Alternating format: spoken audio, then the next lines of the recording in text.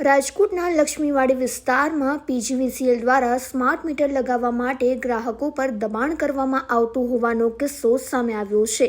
સ્થાનિક નિવાસી કુલદીપસિંહ નકુમના ઘરે વીજળી ન હોવાથી ફરિયાદ નોંધાવતા કર્મચારીઓએ સ્માર્ટ મીટર લગાવવા પર જ સમસ્યા હલ કરવાની વાત કરી। કુલદીપસિંહે સ્માર્ટ મીટર ફરજિયાત હોવાનું લેખિતમાં માંગતા અને વિરોધ કરતા 24 કલાકથી તેમનો પરિવાર અંધારામાં છે।